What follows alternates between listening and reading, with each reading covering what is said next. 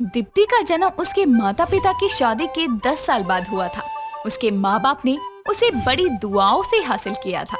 कई मंदिरों में माथा टेका, कई दरगाहों पर चादर चढ़ाई, तब जाकर उन्हें दीप्ति औलाद के रूप में हासिल हुई। लेट पैदा होने के साथ ही उसे हर काम लेट करने की बुरी आदत थी। वो जब भी कोई काम करती तो उसमें घंटों लगी रहती, फिर चाहे वो नहाना हो या खाना। ऐसे ही एक दिन दीप्ति की माँ सुनैना उसके कमरे में आती है और उसे खाते देखकर कहती है, अरे तू खाना खा रही है, मुझे शॉपिंग पर जाना है और तू मेरे साथ चल। एक काम कर, तू खाना खा ले, मैं बाहर तेरा इंतजार करती हूँ, पर ज्यादा देर मत करियो, सेल लगी है और मैं देर से गई तो सब खत्म हो जाएगा। ठीक है माँ, मैं खाना खा कर आती हूँ। दीप्ति का जवाब सुनकर उसकी माँ बाहर ड्राइंग रूम में उसका इंतजार करने लगती है और आधे घंटे के बाद भी जब वो बाहर नहीं आती तो वो उसके पास जाकर कहती है, अरे तू अब तक खाना खा रही है, तू छोटी सी है, खाती भी कम है, लेकिन इतना धीरे क्यों खाती है? कसम से तू अगर कछुए से रेस लगाए तो वो भी तुझसे जीत जाए। माँ आधी रोटी बची है, आप चलो, मैं बस आई, जल्दी आ जाऊंगी, ज्यादा टाइम नहीं लगेगा। सुनैना फिर बाहर जाकर उसका इंतजार करने लगती है, जिसके बाद कई देर बाद दीप्ति बाहर आती है और अपनी माँ को सोफे पर ही सोया देखकर कहती है, अरे माँ, आप तो यहाँ सो गई, ऐसे तो हमें देर हो जाएगी, अब उठो ना।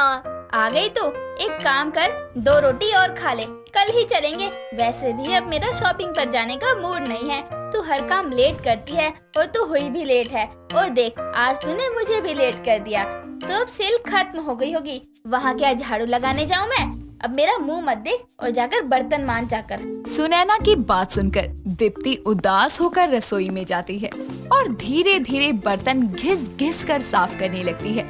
और 1 घंटे बाद जब सुनैना रसोई में आकर देखती है तो दीप्ति को तब तक बर्तन मांजते देखकर कहती है, तू अब तक बर्तन ही मांज रही है? अरे इतनी देर में तो मैं 4 घरों का काम कर रहा हूँ। चल हट, मैं दिखाती हूँ काम कैसे होता है। इतना कहकर सुनैना दीप्ति को साइड करके 200 की रफ्तार में सब काम कर देती है।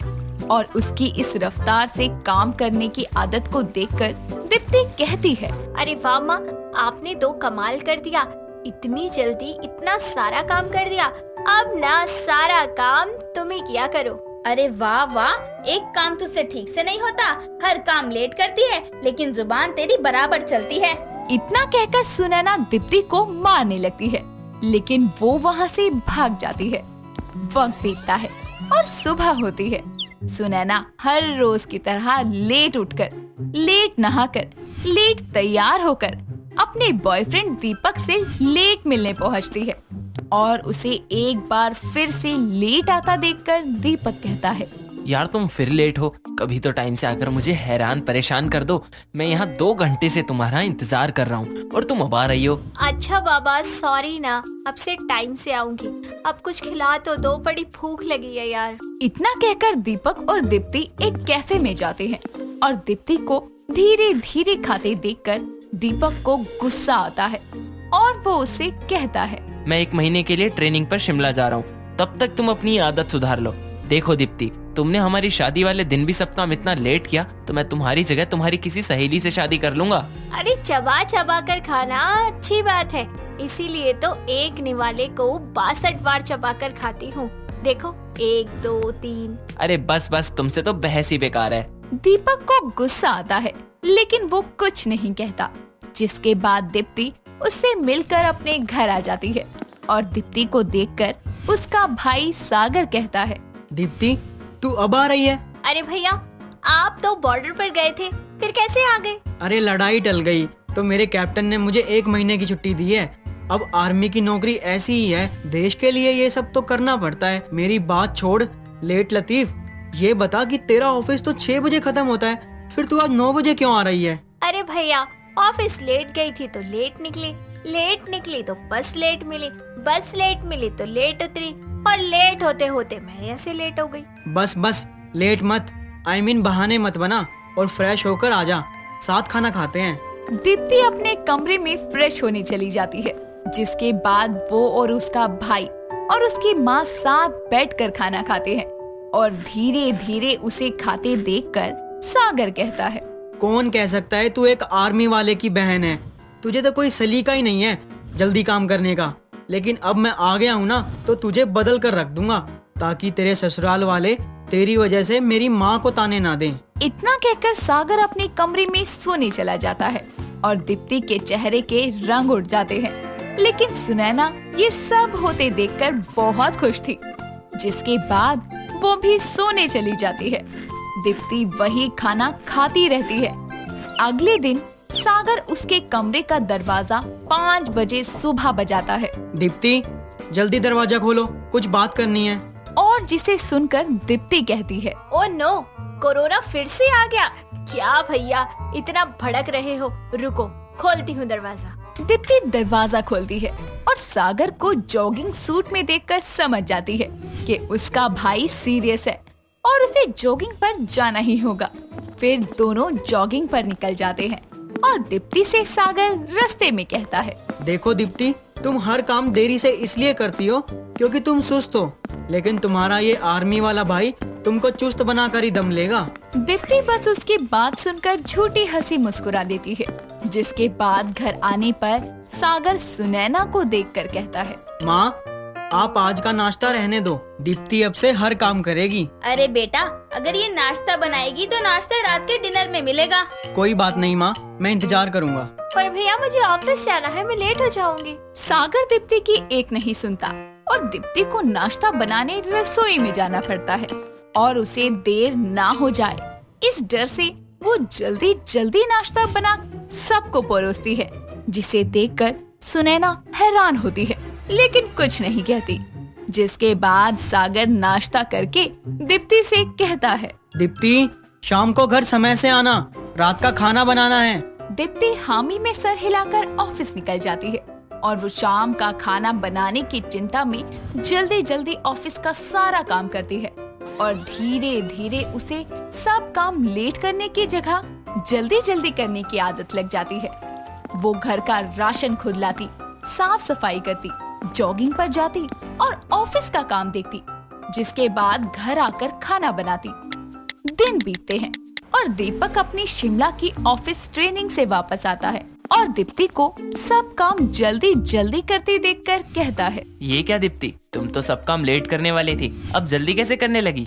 क्या बताऊँ यार, मेरे भैया जब से आर्मी वेकेशन से आए हैं ना, मेरी जान खा रखी है।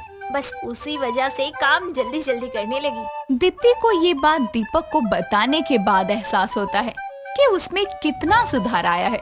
जिसके बाद वो घर आती है तो देखती है कि उसका भाई वापस बॉर्डर पर जा रहा है और उसे देखकर सागर कहता है, अब से तू सब काम जल्दी करेगी अपने भाई की तरह, और कोई तुझे लेट काम करने वाली नहीं कहेगा। चल, मैं चलता हूँ गुड़िया, अपना ख्याल रखना। अपने भाई सागर की वजह से दीप्ति को अब हर काम जल्दी करने की आदत हो जाती है और सब उसे लेट काम करने वाली कहना छोड़ देते हैं। अब उसकी माँ सुनैना 200 की स्पीड में काम करती तो दीप्ति 400 की स्पीड में। सुबह 8 बजे जैसे ही राहुल के कमरे का अलार्म बजता है, वो जल्दी से उठकर बैठ जाता है और बोलता है, आज तो मेरी लाइफ का सबसे लकी डे है। आज मैं राहुल अपनी लाइफ में पहली बार किस करूंगा, वो भी अपनी किशमिश को, जिसके पीछे पूरा कॉलेज पागल है। हाय मेरे ये मीठे मीठे ख्वाब। इतना कहकर राहुल जल्दी से उठ खड़ा होता है और रेडी होने लगता है। फिर कुछ देर बाद वो शीशे के सामने खड़ा होकर अपने बालों को सेट करते हुए बोलता है, हाय मुझे मेरी ही नजर ना लग जाए, एकदम जहर लग रहा हूँ। एकदम फ्रेश सांसें हैं मेरी, किशमिश किस करेगी तो वो भी फ्रेश हो जाएगी और क्या पता फिर वो कोलगेट की एड की तरह बार बार मेरे पास आए। ऐसे ही खुशी से चहकता हुआ राहुल घर के बाहर निकलता ही है और फिर जल्दी से अपनी बाइक पर बैठकर कॉलेज के लिए घर से रवाना हो जाता है।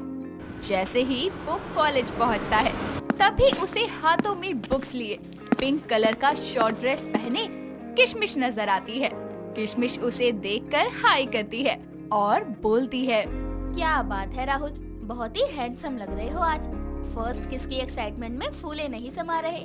बेबी, जब किशमिश के मीठे मीठे होठों से किस मिलनी हो तो खुश होना तो बनता है, और आज तो मेरी पहली किस है, वो भी मेरी जान, मेरी किशमिश के साथ। उफ, मुझे तो शर्म आ गई।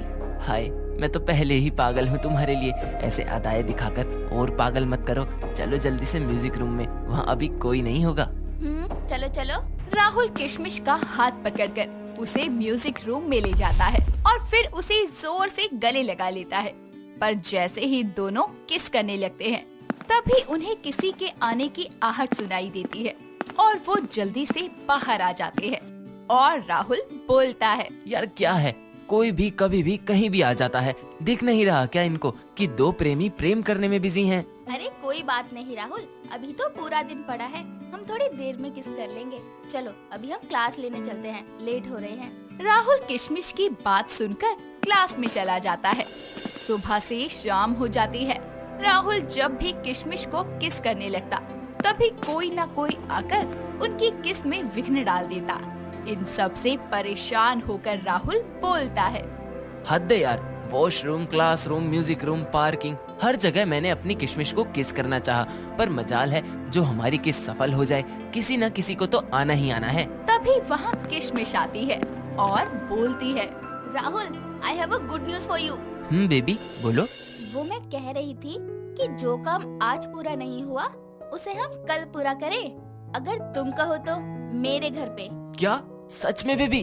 यस, मम्मी पापा कल मौसी के घर जा रहे हैं, रात तक ही आएंगे, तो इस बीच हम बहुत कुछ कर सकते हैं। बस तुम टाइम से आ जाना, मैं वेट करूंगी। और हाँ, चॉकलेट लेते आना। इतना कहकर किशमिश वहाँ से चली जाती है और राहुल की खुशी का लेवल अब और ज्यादा बढ़ जाता है। अगले दिन राहुल जल्दी से रेडी होकर हाथों में चॉकलेट और फूल लिए किशमिश के घर पहुँचता है और जल्दी से बेल बजाता है। तभी एक हॉट सी ड्रेस पहने किशमिश दरवाजा खोलती है। किशमिश को देखकर राहुल का मुंह खुला का खुला रह जाता है और वो मन ही मन में सोचता है, राहुल बेटा, लगता है आज तेरी किस्मत तुझ पर खुल के मेहरबान होने वाली है और तुझे किस से भी बढ़कर बहुत कुछ मिलने वाला है। राहुल, कहाँ खो गए तुम? अंदर आओ। ये लो बेबी, तुम्हारी चॉकलेट और मेरी तरफ से फ्लावर। थैंक यू, मैं तुम्हारे लिए कॉफी लेकर आती हूँ। इतना कहकर किशमिश कॉफी बनाने के लिए किचन में चली जाती है। कुछ देर में कॉफी लेकर किशमिश राहुल के पास आती है और उसे देते हुए बोलती है, ये लो डार्लिंग, एंजॉय करो, आज कोई डिस्टर्ब नहीं करेगा हमें किस करने में। दोनों कॉफी पीते हैं, जिसके बाद किशमिश चॉकलेट को ओपन करती है और उसे खाने लगती है। साथ ही वो उसे अपने होठों पर भी लगाती है और बची हुई चॉकलेट को साइड में रख देती है। जिसके बाद वो राहुल के करीब जाकर बोलती है, बेबी देखो ना, मेरे लिप्स में कितनी चॉकलेट लग गई है, साफ कर देना। जरूर मेरी जान, अभी करता हूँ। जानते हो ना कैसे करनी है। बेबी यही करने तो आया हूँ, मुझे सब पता है, आओ मेरे पास बस। इतना कहकर राहुल किशमिश को अपनी बाहों में भर लेता है और जैसे ही उसे किस करने लगता है, तभी किशमिश के घर की डोर बेल बजती है और किशमिश जल्दी से दरवाजे की तरफ जाती है और दरवाजे के छेद में से झांक कर बाहर देखकर बोलती है, राहुल, मम्मी पापा आ गए, अब मैं क्या करूं? उन्होंने तुम्हें देख लिया तो? अरे नहीं नहीं, ये क्या हो गया, मैं क्या करूं? तुम सोफे के पीछे छुप जाओ। नहीं नहीं, बाथरूम में। नहीं नहीं नहीं, किचन में। मुझे कुछ समझ नहीं आ रहा। बेबी रिलैक्स हो जाओ, तुम अपने मम्मी पापा को अंदर लेकर आओ, मैं तुम्हारे रूम की बालकनी से नीचे चला जाऊंगा और ये होठ साफ कर लो अपने। किशमिश अपने होठों को साफ करती है और राहुल के फूलों को कचरे के डब्बे में डाल देती है। तो वहीं राहुल भी 200 की स्पीड में किशमिश के कमरे में जाता है और किशमिश दरवाजा खोलकर अपने मम्मी पापा को घर के अंदर ले आती है और बेचारा राहुल राम नाम जपता हुआ बालकनी से बाइक पकड़कर नीचे उतरता है और खुद से बोलता है, झंड है आशिकी, कॉलेज वाले मेरी किस के दुश्मन है, घर में घर वाले दुश्मन है। अरे करूं तो क्या करूं, मेरी किशमिश के साथ किस होगी भी या मैं ऐसे ही मर जाऊंगा। यूं ही खुद से बड़बड़ाता हुआ राहुल अपने घर आता है और वक्त बीतता जाता है, पर राहुल किशमिश को किस नहीं कर पाता और हमेशा की तरह जब वो दोनों करीब आते तो कोई ना कोई रुकावट उनके बीच जरूर आती, जिसके चलते राहुल किशमिश को किस नहीं कर पाता। ऐसे ही एक दिन वो किशमिश से बोलता है, किशमिश, मुझे नहीं लगता कि मेरे नसीब में तुम्हें किस करना लिखा हुआ है। 1000 बार कोशिशें कर चुका हूँ, पर नहीं, सारी दुनिया हाथ मुंह धोकर बस मेरे पीछे ही पड़ी है कि कहीं राहुल गलती से भी किशमिश को किस ना कर ले। अरे राहुल, उदास क्यों होते हो? कोई बात नहीं ना, अब तुम सब कुछ वक्त पर छोड़ दो, क्या पता कुछ अच्छा हो जाए। कुछ नहीं होगा अच्छा, बुरा ही होता है। मेरे नसीब में किशमिश की किस लिखी ही नहीं है। इतना कहकर राहुल वहाँ से चला जाता है। ऐसे ही एक रात को जब राहुल अपने कमरे में सो रहा होता है, तभी किशमिश रस्सी के सहारे राहुल के कमरे में आती है। राहुल आराम से सोया हुआ होता है, तभी वो उसके कान के पास जाकर धीरे से बोलती है, राहुल मेरी जान, देखो तुम्हारी किशमिश आ गई। क्या यार किशमिश, पहले तो तुम मेरे सपनों में मुझे नजर आती थी, आज सुनाई भी दे रही हो। सच में आ जाओ ना। अरे डार्लिंग, जल्दी से उठो, मैं सच में आई हूँ। आज तुम्हारी किशमिश तुम्हें किस करने के लिए तुम्हारे बेडरूम तक आ गई। अब जल्दी से उठ जाओ, नहीं तो मैं चली जाऊंगी। किशमिश की बात सुनकर वो एकदम से आंखें खोलता है और बोलता है, बेबी तुम यहाँ कैसे आई? वैसे ही जान जैसे तुम मेरे घर आते हो, बालकनी से। अरे तुम पागल हो क्या? कहीं लग जाती तो और कुछ हो जाता। हुआ है नहीं, पर अब होगा। आज होगा, अभी होगा। बहुत इंतजार कर लिया, अब और नहीं करना। किशमिश को किस करनी है और आज के आज करनी है, अभी करनी है। इतना कहकर किशमिश राहुल का ब्लैंकेट हटाती है और उसकी गोद में बैठ जाती है, जिसके बाद वो उसे लिप टू लिप एक लॉन्ग किस करती है और बोलती है, कैसी लगी डार्लिंग किशमिश की किस? आफत, जन्नत, सब कुछ। तो फिर एक बार और करे? बेबी नेकी और पूछ। इतना कहकर राहुल किशमिश को ढेर सारी किस करता है और फाइनली राहुल का किशमिश को किस करने का सपना पूरा हो जाता है, जिसके बाद सुबह होने से पहले ही वो किशमिश को उसके घर तक छोड़ आता है। और उसके बाद और ऐसे ही अक्सर रातों में दोनों की किस का आदान प्रदान चलता रहता है। दोस्तों, अगर आपको ये कहानी पसंद आई तो इसे लाइक करें, शेयर करें और कमेंट करके बताएं कि कहानी में आपको सबसे अच्छा क्या लगा।